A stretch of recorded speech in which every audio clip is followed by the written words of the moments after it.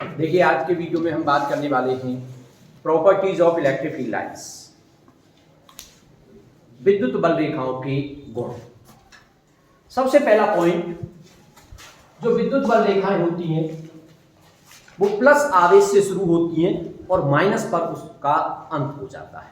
यानी आप अगर दिखाएं तो पॉजिटिव से तो आप स्टार्ट दिखाओगे और नेगेटिव पे जाकर के वो समाप्त हो जाएगी।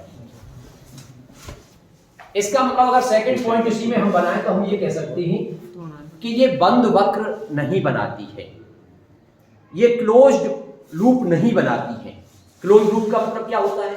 जैसे मान लीजिए अगर आप एक मैग्नेटिक फील्ड लाइन ड्रॉ करते हो, ये कोई मैग्नेट है नॉर्थ साउथ, और मैग्नेटिक फील्ड लाइन नॉर्थ से निकलती है और साउथ में एंटर करती है और साथ ही साथ अंदर भी साउथ से नॉर्थ की तरफ होती है। तो इसे क्या देख रहे हैं आप कि भाई नॉर्थ से निकली और साउथ में होते हुए नॉर्थ तक पहुंची, इसका मतलब क्लोज हो गया, बंद हो गया, तो उसको कहते हैं बंद वक्र। जबकि इलेक्ट्रिक फील्ड लाइन प्लस से शुरू होगी और माइनस पर उसका एंड हो जाएगा, इसलिए ये बंद वक्र नहीं बनाएगी। तो दूसरा पॉइंट जो है, बंद वक्र नहीं बनाएगी।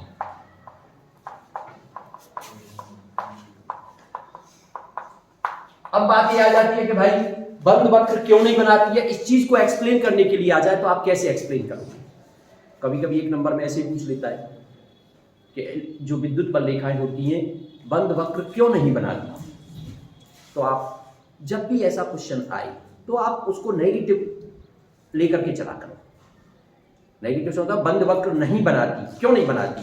तो आप मान लो कि अगर बंद वक्र बनाती हैं, ऐसा हो जाए अगर ये बंद वक्र बनाए, इसका मतलब क्लोज लूप बनाए, इसका मतलब क्या हुआ कि भाई प्लस से शुरू होती है, ये प्लस था, यहां से शुरू हुई और एंड कहां पे जाके हो रहा है? वहीं पे। लेकिन एंड किस पे जाके होता था इसका? माइनस पे। तो अगर बंद वक्र बनाएंगी तो प्लस और माइनस दोनों आवेश एक ही पॉइंट पे हो जाएंगी। पहले पॉइंट में आप कह रहे हैं कि प्लस से शुरू होता है, माइनस पे एंड होता है। इसका मतलब अगर बंद वक्र बनाएंगी तो प्लस और माइनस दोनों एक ही पॉइंट पर आ जाएंगे, और जो कि पॉसिबल नहीं होता है। क्यों? क्योंकि प्लस और माइनस अगर एक जगह पे हो गए तो they are neutralize to each other, वो एक दूसरे को निरस्त कर देंगे और फिर तो काम ही खत्म हो जाएगा। थर्ड पॉइंट देखिए, हम विद्युत जो क्षेत्र है उसकी डायरेक्शन की बात करते हैं कि किसी भी जगह पर विद्युत क्षेत्र की डायरेक्शन कहां से आएगी। तो इसका जो तीसरा पॉइंट होता है वो इसी चीज को बताता है। मान लीजिए ये आपकी विद्युत बल रेखा है, तो विद्युत बल रेखा के किसी भी बिंदु पर खींची गई स्पर्श रेखा उसकी दिशा को प्रदर्शित करती है। आपको अगर यहां पे दिशा चाहिए तो यहां टेंजेंट खींच दी, आपको इस जगह पे चाहिए यहां टेंजेंट खींच दो, और इस जगह पे चाहिए वहां पे टेंजेंट खींच दो। तो तीसरा पॉइंट हमारा हो गया कि विद्युत बल रेखा के किसी भी बिंदु पर खींची गई स्पर्श रेखा विद्युत क्षेत्र की दिशा को प्रदर्शित करती है। चौथा पॉइंट जो कि बहुत इंपॉर्टेंट है, एक तो ये पॉइंट आपका काफी इंपॉर्टेंट पॉइंट माना जाता है और एक ये चौथा पॉइंट भी बहुत इंपॉर्टेंट है। Two electric field lines never intersect to each other. दो विद्युत बल रेखाएं एक दूसरे को कभी भी नहीं काटेंगी। अब यहां भी वो पूछेगा कि क्यों नहीं काटेंगी, तो क्यों नहीं काटेंगी, तो फिर से कि अगर काटती हैं तो उल्टा सोच करके चलते हैं। यहां भी हमने माना था अगर बंद वक्र बनाती हैं तो, ऐसे ही अगर मान लीजिए नहीं काटती है तो हम क्या करेंगे कि अगर काटती हैं तो क्या होगा? पॉइंट ऑफ इंटरसेक्शन पर जो कटान बिंदु आपका आएगा, एक स्पर्श रेखा तो इधर आ जाएगी, ये मान लो पी पॉइंट है, और एक स्पर्श रेखा इधर आ जाएगी।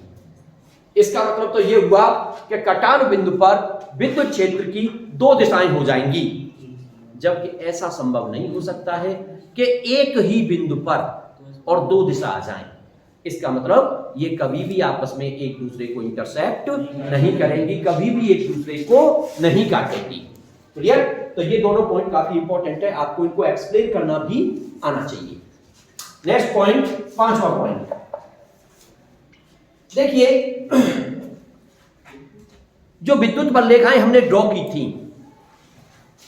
मान लीजिए हम एक इलेक्ट्रिक डायपोल की वजह से ड्रॉ करते थे, तो इलेक्ट्रिक डायपोल एक नेगेटिव चार्ज और एक पॉजिटिव चार्ज, और यहां विद्युत बल रेखा अगर आप ड्रॉ करते हैं तो वो इस तरह से शो होगी, प्लस से निकल रही है और माइनस पे जाकर के उनका एंड हो रहा है। तो क्या लग रहा है, ये लॉन्गिट्यूडनली यानी लंबाई के अनुदिश, भाई ये उनके बीच की डिस्टेंस है, तो उसके अनुदिश क्या हो रही है, सिकुड़ रही है, लॉन्गिट्यूडनली कॉन्ट्रैक्ट कर रही है। और लंबाई के अनुदिश सिकुड़ना जो होता है ना, उसका मतलब है कि अपोजिट आवेशों के बीच में कैसा बल लग रहा है, आकर्षण बल काम कर रहा है। इसका मतलब ये एक अगला पॉइंट हो गया आपका, पांचवा पॉइंट, कि जो विद्युत बल रेखाएं होती हैं वो लंबाई के अनुदिश सिकुड़ती हैं, अर्थात विपरीत आवेशों के बीच में आकर्षण बल काम करता है। इससे ये चीज निकल कर के आ रही है। 6 पॉइंट, दे एक्सर्ट लेटरली प्रेशर। मतलब क्या हुआ, जैसे मान लीजिए आप दो सेम चार्ज ले रही हो, प्लस और प्लस, और यहां इलेक्ट्रिक फील्ड लाइंस ड्रॉ करते थे तो कहीं इस तरह से आती थी और इधर वाली इधर, ये कभी भी एक दूसरे की तरफ नहीं जाती। इसका मतलब लेटरली यानी एक दूसरे को दूर भगा रही है, लेटरली एक दूसरे को क्या कर रही है, प्रतिकर्षित कर रही है। तो इस चीज से क्या स्पष्ट हो रहा है कि समान आवेशों के बीच में कैसा बल लगता है, प्रतिकर्षण बल काम करता है। क्लियर, यानी लॉन्गिट्यूडनली कॉन्ट्रैक्ट होती है, सिकुड़ती है, और लेटरली एक दूसरे को डायलेट करती है, दूर भगाती है। इसका मतलब इससे तो ये क्लियर हो रहा है कि भाई आकर्षण बल काम कर रहा है, और इस चीज से ये क्लियर हो रही है कि इनके बीच में प्रतिकर्षण बल काम कर रहा है। नेक्स्ट पॉइंट, मान लीजिए 7वें पॉइंट की हम बात कर रहे हैं। देखिए, अगर आपको कहीं लग रहा है कि electric field lines very close to each other, बहुत पास पास है, इलेक्ट्रिक फील्ड लाइंस बहुत पास पास है एक दूसरे के, और एक जगह पे काफी दूर दूर है, तो जहां पर इलेक्ट्रिक फील्ड लाइंस बहुत क्लोज होती हैं वहां पर इलेक्ट्रिक फील्ड इंटेंसिटी स्ट्रॉन्ग है, और जहां पर दूर दूर है वहां पर इलेक्ट्रिक फील्ड इंटेंसिटी वीक है, कमजोर है, कम है। क्लियर। नेक्स्ट पॉइंट, और ये 8वां पॉइंट और इसके साथ में 9वां पॉइंट, ये दोनों पॉइंट बहुत इंपॉर्टेंट है। 8वां पॉइंट क्या है, कभी भी कोई इलेक्ट्रिक फील्ड लाइन किसी कंडक्टर के अंदर एंटर नहीं करती है। कोई चालक अगर आप ले रहे हो तो चालकों के अंदर आप इलेक्ट्रिक फील्ड लाइन को शो नहीं करोगे। कभी कोई न्यूमेरिकल इस तरह का आ जाए कि बताइए निम्न में से कौन सा फिगर पॉसिबल है, तो ये देख लेना कि वहां कोई चालक तो नहीं है, और चालक के अंदर कोई इलेक्ट्रिक फील्ड लाइन तो नहीं दिखा दी। तो चालक के अंदर अगर इलेक्ट्रिक फील्ड लाइन दिखा रखी है, इसका मतलब वो गलत है, क्योंकि कभी भी किसी कंडक्टर के अंदर कोई इलेक्ट्रिक फील्ड लाइन नहीं हो सकती। किसी भी कंडक्टर के अंदर जो चार्ज होता है वो क्या रहता है, जीरो। इसको हम आगे चल के गॉस थ्योरम से भी क्लियर कर सकते हैं, लेकिन फिलहाल आपको ध्यान रखना है किसी भी कंडक्टर के अंदर इलेक्ट्रिक फील्ड लाइन नहीं होगी। मान लीजिए ये फील्ड लाइन यहां से ऐसे दिखा रहे हो आप अंदर जाती हुई, तो अब आप इसके अंदर कोई फील्ड लाइन नहीं दिखाओगे, उधर से आप दिखा सकते हो बाहर की तरफ बाहर निकलते हुए, लेकिन आप उसको अंदर नहीं दिखाएंगे। तो ये बहुत इंपॉर्टेंट पॉइंट है जो कि आपको ध्यान रखना है। और नेक्स्ट पॉइंट भी इसी से संबंधित है, उसको भी आपको ध्यान रखना है, ये भी काफी इंपॉर्टेंट है कि इलेक्ट्रिक फील्ड लाइन जब भी किसी चालक में एंटर कर रही है, अंदर तो जाएगी नहीं, लेकिन उस पर आकर के टकरा रही है, और या फिर उससे निकलती हुई दिख रही है, दोनों ही सिचुएशन में electric field line perpendicular to the surface of the conductor, यानी दोनों ही कंडीशन में इलेक्ट्रिक फील्ड लाइन जो होनी चाहिए उसकी सरफेस के लंबवत होनी चाहिए। तो ये दोनों पॉइंट बहुत इंपॉर्टेंट है। जैसे ये मान लीजिए यही कंडक्टर था, अब आप मैं यहां पे ऐसे करके दिखा दूं ये इलेक्ट्रिक फील्ड लाइन है, ये कभी भी पॉसिबल नहीं हो सकती। क्यों? क्योंकि यहां पर ये 90 डिग्री का एंगल नहीं बना रही। 90 डिग्री का एंगल कब बनता है सरफेस पे? अगर स्फेरिकल सरफेस है तो रेडियस की डायरेक्शन में, जैसे सेंटर ये है तो ए इस डायरेक्शन में, तो ये जो डायरेक्शन है ना, ऐसे करके 90 डिग्री का एंगल बनता है। अगर आप यहां दिखाओगे तो यहां रेडियस, तो ये पॉसिबल है, ये वाली लाइन जो पॉसिबल है, क्योंकि ये 90 डिग्री का एंगल बना रही है। मान लीजिए आप इस पॉइंट पे दिखाना चाह रहे हैं तो रेडियस की डायरेक्शन ये वाली हुई, तो यहां पर इलेक्ट्रिक फील्ड लाइन आ भी रही है, तो आप उसको थोड़ा टर्न करके ऐसे दिखाओगे जैसे कि वो इस वाली डायरेक्शन से आ रही थी। क्या ठीक है ना? यानी आप वहां 90 डिग्री का एंगल दिखाओगे, जैसे ऐसे करके आ रही है तो आप उसको यहां कर्व करके ऐसे कर दोगे जैसे कि रेडियस की डायरेक्शन में उसने एंटर किया है। क्या समझ गए ना? क्योंकि जितनी भी रेडियस होती है वो सरफेस पर परपेंडिकुलर होती है। तो चाहे एंटर करते समय और या फिर उसको छोड़ते समय, दोनों ही कंडीशन में इलेक्ट्रिक फील्ड लाइन हमेशा 90 डिग्री का कोण बनानी चाहिए। तो कभी कोई क्वेश्चन इस तरह का आ जाए तो आप इस बात को भी उसमें गौर करोगे कि भाई हमें इलेक्ट्रिक फील्ड लाइन ऐसे ड्रॉ करनी है, अगर कंडक्टर है तो कंडक्टर पे हमेशा चाहे लीविंग की बात की जाए या एंटरिंग की बात की जाए, दोनों ही केस में उसे 90 डिग्री का कोण बना हुआ होना चाहिए, परपेंडिकुलर होना चाहिए। क्लियर? तो इस तरह से ये 5-6 पॉइंट है, कुल मिला के 9 पॉइंट दे रखे हैं, तो इनको आपको समझना है properties of electric field lines. अब इसमें 2-3 पॉइंट जो है वो आपके क्लियर करने वाले थे, जो कि आपने एक तो ये वाला समझा इंटरसेक्ट करने वाला, इसको आप बता के चलोगे, एक ये बंद वक्र वाला आपने क्लियर किया। इसके अलावा एक चीज और आ जाती है जिसे हम यहीं पर क्लियर कर लेते हैं, और वो क्या है कि चार्ज कभी भी किसी कंडक्टर के अंदर नहीं होता। यानी अगर आप किसी कंडक्टर को चार्ज दोगे तो वो चार्ज यूनिफॉर्मली उसकी सरफेस पे डिस्ट्रीब्यूट हो जाएगा, कभी भी उसके अंदर चार्ज का डिस्ट्रीब्यूशन नहीं होगा। किसका? कंडक्टर के लिए। तो इस चीज को हम थोड़ा सा एक्सप्लेन कर लेते हैं अलग से इसी के साथ। मान लीजिए कोई एक आपने कंडक्टर ले लिया, किसी भी शेप का जो आपको अच्छा लगे आप ले सकते हो। मान लो आपने चलो स्फेरिकल शेप में ही ले लिया, ये ले लिया कंडक्टर। कंडक्टरों की क्या खासियत होती है? कंडक्टरों के अंदर बहुत सारे फ्री इलेक्ट्रॉन्स होते हैं। और अब आप कह क्या रहे हैं? आप एक्सप्लेन क्या करना चाह रहे हैं? आप एक्सप्लेन ये करना चाह रहे हैं यहां पर कि चार्ज जो है वो कभी भी कंडक्टर के अंदर नहीं हो सकता। उल्टा मान करके सॉल्व करते हैं। देखिए 3 पॉइंट मैंने यहां बताए आपको, और तीनों ही पॉइंटों में उल्टा मान करके सॉल्व किया है। पहला पॉइंट, बंद वक्र नहीं बनाती, तो आपने माना बंद वक्र बना रही है। बंद वक्र बनाएंगे तो प्लस और माइनस चार्ज एक ही पे आ गए, they are neutralize to each other, और जो कि पॉसिबल नहीं है फिर तो क्या मतलब रह जाएगा उस चीज का? इसका मतलब बंद वक्र नहीं बनाएगी। इंटरसेक्ट वाला पॉइंट आया, आपने मान लिया कि इंटरसेक्ट करती है, अगर इंटरसेक्ट करेंगी तो कटान बिंदु पर 2 डायरेक्शन हो जाएंगी, जो कि पॉसिबल नहीं है। ऐसे ही अब हमें यहां एक्सप्लेन करना है कि चार्ज जो है वो कभी कंडक्टर के अंदर नहीं रह सकता। तो अब उस चीज को एक्सप्लेन करने के लिए हम क्या करें? मान के चले कि हाँ हो सकता है। क्या मान लें? कि चार्ज कंडक्टर के अंदर हो सकता है। अब इसमें भी 2 तरह की बात आएगी कि पॉजिटिव चार्ज लिया जाए कि नेगेटिव चार्ज लिया जाए। चलो 2 प्रॉब्लम ले लेते हैं, एक को पॉजिटिव से समझ लेते हैं और दूसरे को नेगेटिव से समझ लेते हैं। ठीक है? तो सबसे पहले हम मान लेते हैं कि भाई पॉजिटिव चार्ज है और वो कंडक्टर के अंदर हो सकता है। तो हमने मान लिया कि पॉजिटिव चार्ज वो कंडक्टर के अंदर हो सकता था और उसको आपने अंदर दिखा दिया उसके। ये मान लीजिए कि ये चार्ज आ गया सा इस कंडक्टर के अंदर। तो अगर चार्ज इस कंडक्टर के अंदर, हालांकि इसे 2 तरीके हैं हमारे पास सॉल्व करने के और समझने के। एक होता है गॉस थ्योरम, लेकिन उसकी बात हम बाद में करेंगे। पहले हम बेसिक प्रॉपर्टी जो है हमारे पास चार्ज की उससे एक्सप्लेन करेंगे। और बेसिक प्रॉपर्टी क्या होती है? बेसिक प्रॉपर्टी ये है कि लाइक चार्ज है तो फोर्स ऑफ रिपल्सन काम करता है, और अनलाइक चार्ज है तो फोर्स ऑफ अट्रैक्शन काम करता है। ये चार्ज की बेसिक प्रॉपर्टी है। सही है? तो जैसे ही चार्ज अगर हम मान लेंगे कि इसके अंदर चार्ज होगा तो इसमें तो बहुत सारे फ्री इलेक्ट्रॉन्स हैं, इसका मतलब दूर से जो बाहर वाली जगह है उनसे क्या आना शुरू हो जाएंगे इधर। भाई फ्री इलेक्ट्रॉन का मतलब ये वो फ्री है मूव करने के लिए कंडक्टर के अंदर।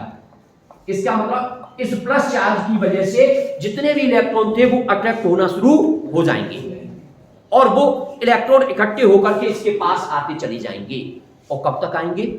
जब तक कि इलेक्ट्रॉनों का आवेश इस प्लस आवेश के बराबर न हो जाए, यानी बैलेंस न हो जाए। अगर ये प्लस क्यू चार्ज था तो उन इलेक्ट्रॉनों का चार्ज माइनस क्यू न हो जाए, तब तक आते रहेंगे। इसका मतलब क्या हुआ? भाई इलेक्ट्रॉन आते गए आते गए आते गए और इसके बराबर तो जितना प्लस का था उतना ही माइनस का, तो टोटल चार्ज कितना हो गया? 0।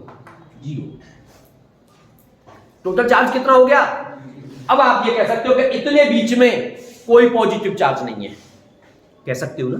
यानी पॉजिटिव चार्ज इतने बीच में नहीं हो सकता। ये चीज अब आपके लिए नहीं समझ गए, क्योंकि जितने इलेक्ट्रॉन उतने प्रोटॉन, तो कोई चार्ज नहीं है पॉजिटिव इसके अंदर। लेकिन अब पॉजिटिव गया कहां? अब यहां से बाहर की तरफ से इलेक्ट्रॉन आए थे ना, जब बाहर की तरफ से इलेक्ट्रॉन आए होंगे तो वहां तो कैसा चार्ज रह गया होगा? आप अच्छी तरह जानते हो, अगर कोई परमाणु इलेक्ट्रॉन का त्याग कर देता है तो उसमें धनावेश आ जाता है। इसका मतलब जिन परमाणुओं से निकल करके ये इलेक्ट्रॉन आए वो पॉजिटिव चार्ज, फिर इसका मतलब यहां इस तरफ आ गया होगा। भाई जहां जहां से आए निकल के वहां आ गया होगा कि नहीं आ गया होगा, ये बताइए आप। क्लियर? इसका मतलब अब भी पॉजिटिव चार्ज आपको कंडक्टर के अंदर ही दिख रहा है, लेकिन जैसे ही ये पॉजिटिव चार्ज आपको यहां दिखेगा, लेकिन उसके बाहर भी तो इलेक्ट्रॉन है भाई, तो बाहर से इलेक्ट्रॉन फिर से उसकी तरफ आने शुरू हो जाएंगे। और कब तक पहुंचेंगे इलेक्ट्रॉन? जब तक कि इस पॉजिटिव चार्ज के बराबर इलेक्ट्रॉनों का नेगेटिव चार्ज न हो जाए, जब तक आते रहेंगे। इसका मतलब फिर से ये टोटल चार्ज कितना हो जाएगा अंदर? Q equal to 0। लेकिन फिर क्या है, इलेक्ट्रॉन जहां से छोड़ के गए थे वहां पे कैसा चार्ज आ गया होगा? पॉजिटिव चार्ज आ गया होगा। इसका मतलब ये पॉजिटिव चार्ज अब की बार यहां पहुंच गया। ये पॉजिटिव चार्ज आपका यहां आ गया, इसका मतलब फिर क्या होगा? फिर बाहर से फिर इलेक्ट्रॉन उसकी तरफ आते रहेंगे। इसका मतलब इलेक्ट्रॉन फिर ट्रांसफर होकर क्या आएगा? ये इस तरह से पूरे में इलेक्ट्रॉन दिखाओगे, इसका मतलब फिर से टोटल चार्ज कैसा हो जाएगा? और फिर पॉजिटिव चार्ज कहां पहुंच जाएगा? बिल्कुल सरफेस पर।